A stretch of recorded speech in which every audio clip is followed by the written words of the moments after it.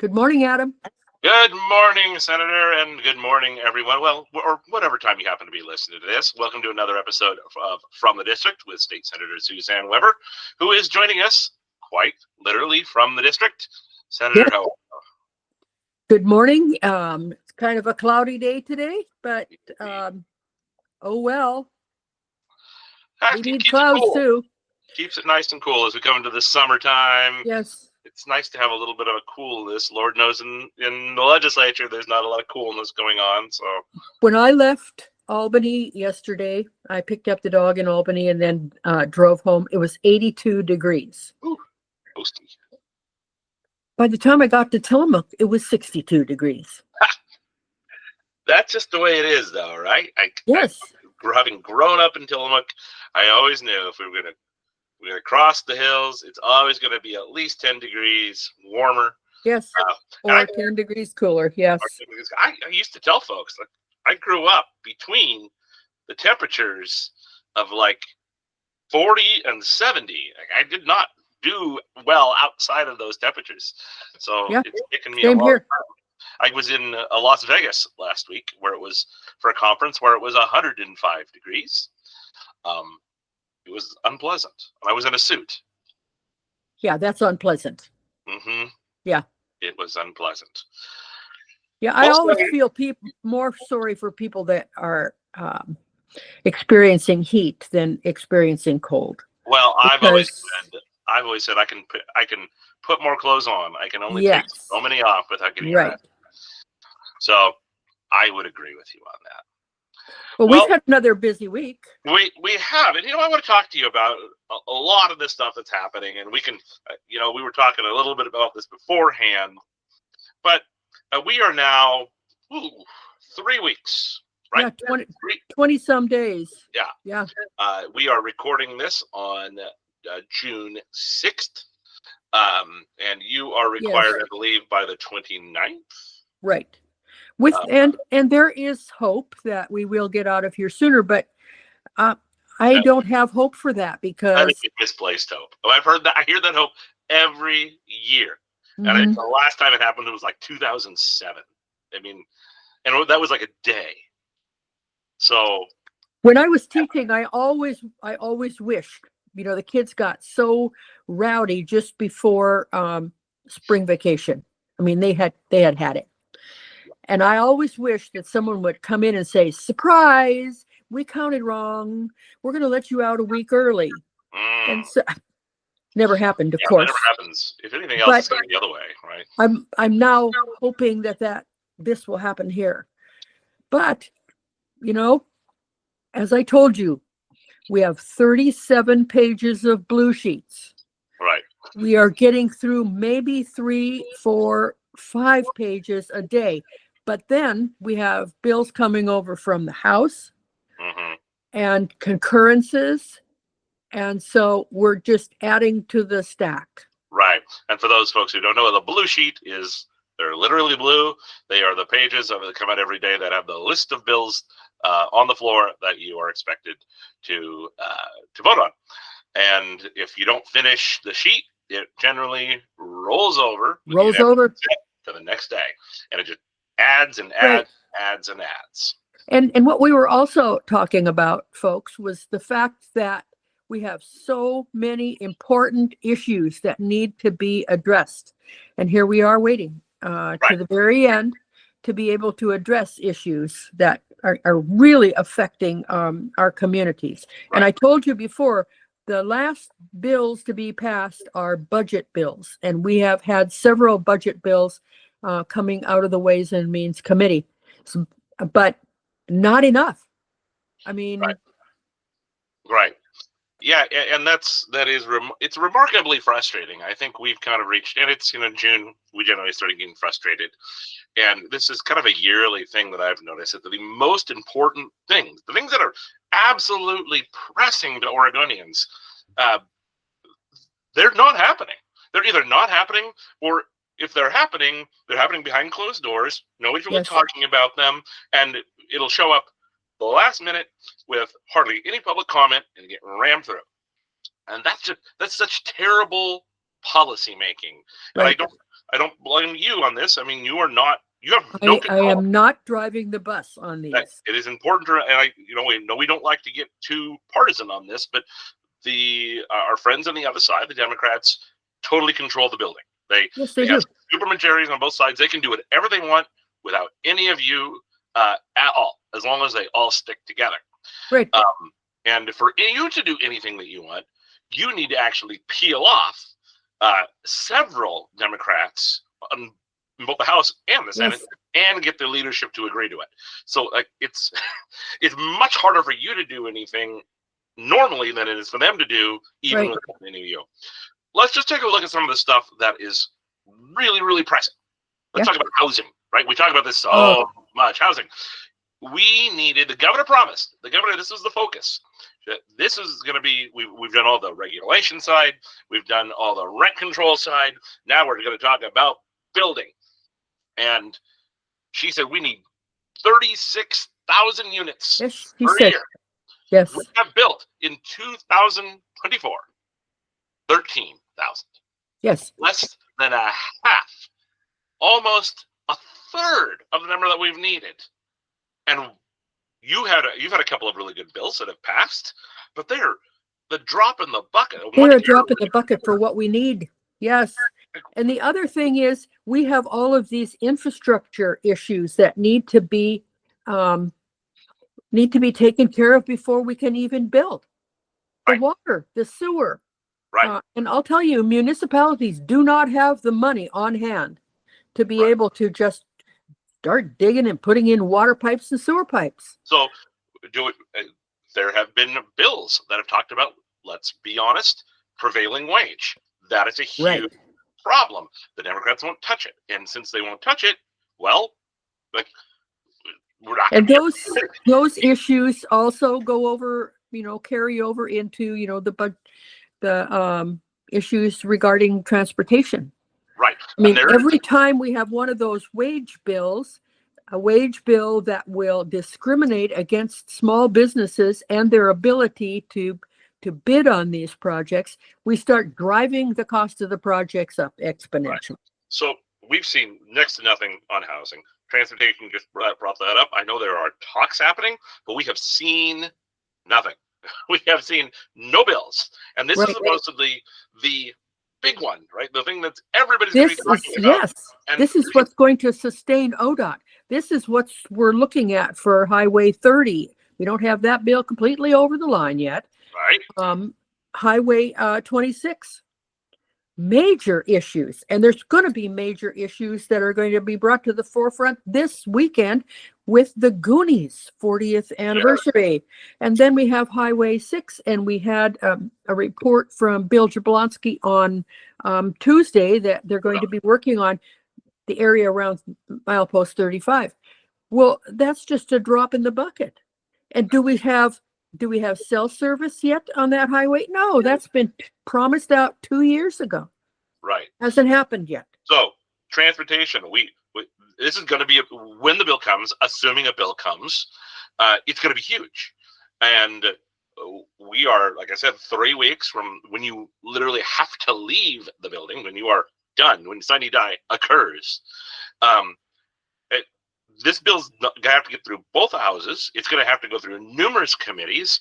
Are people going to actually get a chance to see it, read it, and have the public comment on it? Well, the fear that I have is how they are going to continue on in the same way they have without looking at a new structure for funding transportation. All right. How is, there are rumors out there. This is a rumor that there's going to be a 90 cent a gallon increase in gas tax. We already pay 40 cents a gallon in gas tax in this state. How much more are we going to be punishing the people who have to travel? And we're punishing the people who live in rural Oregon more than we are the people who live in the urban areas, because we have to travel farther. Right. Well, and we need to go. We can't hop on Tillamook County Max. I mean, there is no train. here. There's no, I mean, we have bus service, and the bus service is important for a lot of people. We want to maintain that, but it isn't going to cover the majority of the people. And we have a payroll tax that also embraces transit. Okay, how much are you going to want to penalize 100% of the people for 2% of the people that ride on public transit? Right. Look at the buses going up and down the valley. Because of security reasons, people aren't wanting to ride on those buses. Right. People have told me there's, the buses that are traveling up and down I-5, they're seeing very few people on those buses. And it is the security factor that is impacting whether or not they ride the bus. Right. And I think, again, you mentioned the gas tax increase. That's a rumor.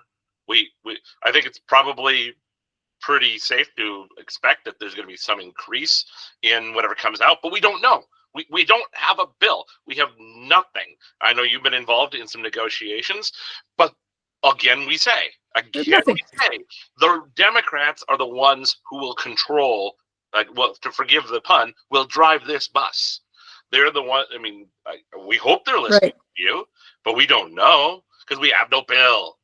So we're 3 weeks away from when you have to be out of that building. And it is just, that's a massive frustration that the big stuff we have, again, nothing. Here's another one. Wildfire maps. Oh my gosh. Have that held hostage in the House. And you know what? Let's be honest, when they came out, you were one of the numerous Republicans 2 years ago, I believe, who voted for them. Because you took in good faith what your colleagues said, that they had done their research and this was going to be a reasonable, because wildfires are a major issue, they have to be addressed. Turns out they were wrong. No, they were wrong. They were wrong to vote for it. You admit that. But now is the time that you can say, we were wrong, guys. We were wrong. We have a bill in SB 85 that sailed through the Senate with support from both parties. Both parties. Now it's languishing in the House. Right. Because the rumor is, again, the governor wants to steal part of the kicker to build this permanent wildfire fund. That's not a rumor. That's a bill. Oh my gosh. And they see this pot of money that could go back to the taxpayers and do positive things for taxpayers in a state where our taxes are huge and our fees are huge. Right. And it's just that there's this twinkle in their eye. Oh, we could take that from the people too. Yeah. And here's what gets me. One, it was not too long ago that the governor stood up and said, we're not touching the kicker. The people love the kicker, not touching it. Well, how the worm has turned on that one. Yes. And two, if they were to create this pot of money, they can just as easily raid this pot of money to use for other things. And all it'll take will be a majority vote of the legislature. Yes. All it'll take. Because they're not raising revenue anymore. They're not bringing in any more money. Right. It's just there. So if they get their way, and that will take 3/5 majority, they would the Democrats would all have to stick together on both sides to get that. Now we also have an issue with capital construction projects that people need in order to increase the housing and the security of where people live. They're telling us, I had $94 million worth of requests from my district for issues around that. Oh, we're being told, I don't think you're going to be getting it. No, we just don't have the money. And then we turn around and say, wildfire, we need to be able to fund that through the kicker. Have you not looked at any other ways that you could be garnering that amount of money? There are some people who have some great ideas, which I can't talk about, but I will talk about them if they don't materialize. Mm-hmm. Well, let's take a look at, I mean, I think one of the frustrations, we talk about these big things that still haven't moved. Some of them might not move at all. Like I said, the housing bill, I don't see any bills that really make a dent in production of housing, right? I mean, we see some, Senator Anderson is very frustrated, and he is our housing person. he is a guru in this, and he spent his career in mortgage lending and banking. Yes. And so he knows this world very, very well. But I take a look at what has gone that are other than just kind of the basic stuff. Senate Bill 916, which is probably going to pass by the time this is heard, that would allow striking union members to get unemployment. So there's a gift to one side. SB 243 is a gun bill, Right. Banning bump stocks. That will probably go somewhere. SB 1098 makes it so that it removes all local control from public libraries and school libraries. Yes. So it's, you always expect that one side is going to give gifts to their donors and Yes, give you gifts do. to They their do. supporters. I get that. I hate it, but I get Right. it. But it's a fact of life. It's so frustrating when they're spending all their time giving gifts to their friends and not getting the big stuff done for the entire state. Right. Am I nuts here? You're not nuts. It's just so frustrating. You just want to take a plastic bat and go in the back room and beat the wall, because that's about as successful as you can be. Right. And if we had a majority or just a close to the majority, just close to the majority, yes.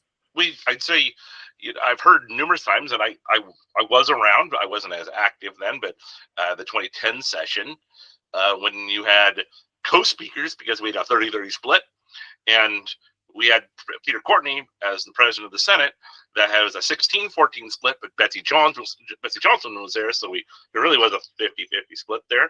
It was the most, everybody has said that who was there, both sides of the aisle, the most productive, healthy session that has ever been, because everybody had to talk to each other. Nobody could drive the and just do whatever they want, and it just feels like we're getting left out in the cold, while the other side is just pushing their social agenda through and not addressing these big issues. Am I right? Yeah, you are absolutely right. I don't want to be right. I'd really like to not be right here. Wouldn't that be nice? And sorry, we're just reaching that frustrating zone of, we've got these big issues that and we were talking, you don't stop being legislators at Sine Die, right? These big issues that the Democrats they're driving the agenda, they could have kept going in conversation as soon as last session ended. You guys were mostly all going to be there, right? I mean, those conversations. Yeah, but the big committees that did get time, they still don't have anything that coming out of it that is going to help, especially Western Oregon. Yeah. So they knew we weren't going to have money out of our state forests from the HCP. Yep. Right. Right. They convened a group to decide how that was going to happen. They came out of there with 3 plans.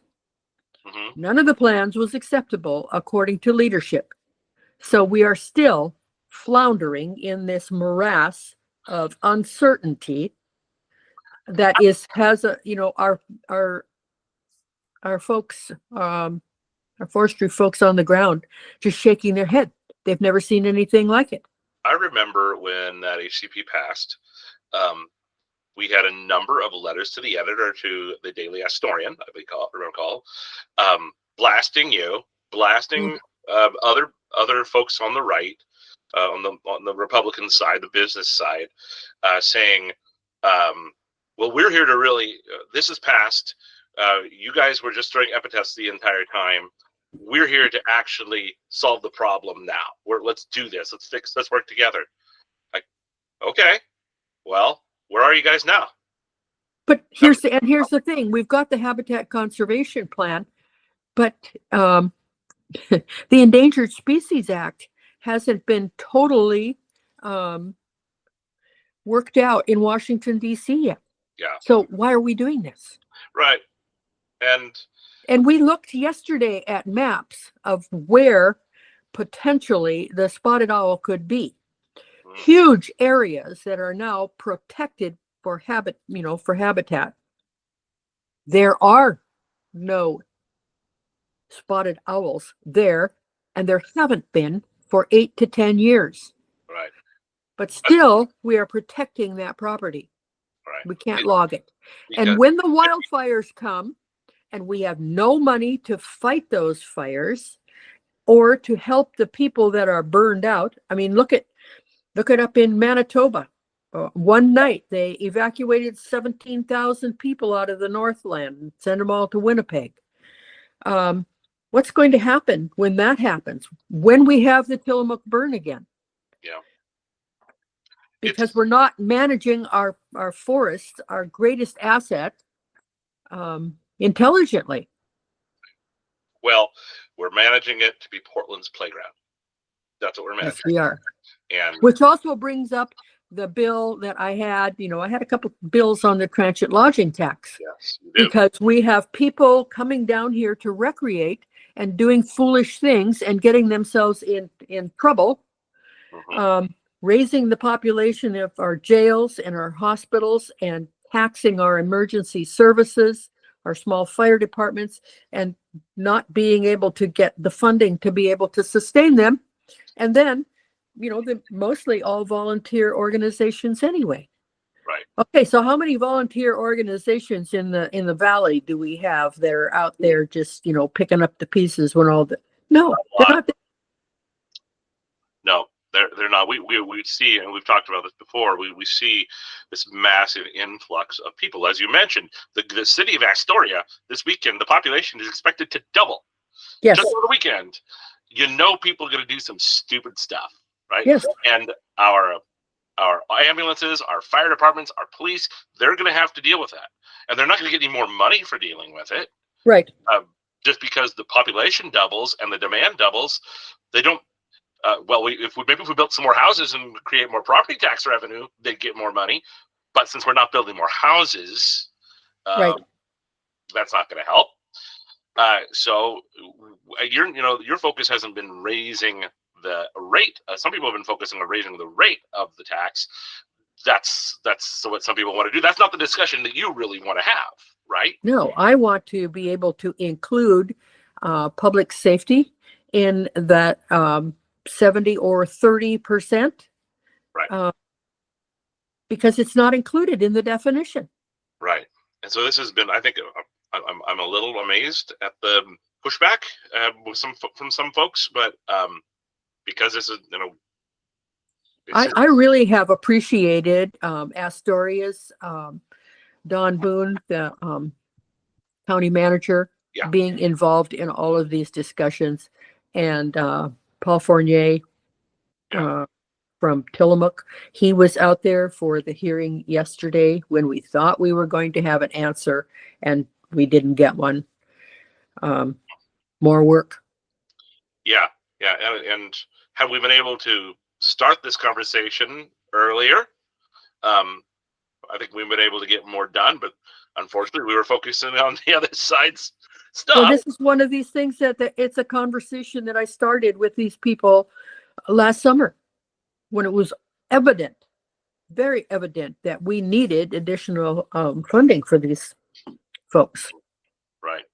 That's just a reality that we and I guess that would be my question to everybody for who don't like this idea. The reality is that we have a massive influx in population. Our public safety folks are generally supported by property tax revenue. We can't raise that much more without, I guess folks can try to pass an individual bond, but those property taxes build up. So what's your solution?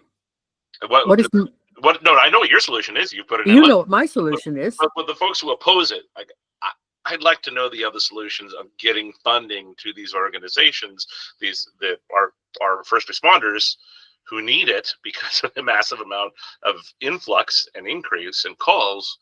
What's their plan? Because it needs to happen, and if they don't like this, what we need to have another option. They are being far more amenable to the fact that we should maybe change the percentage.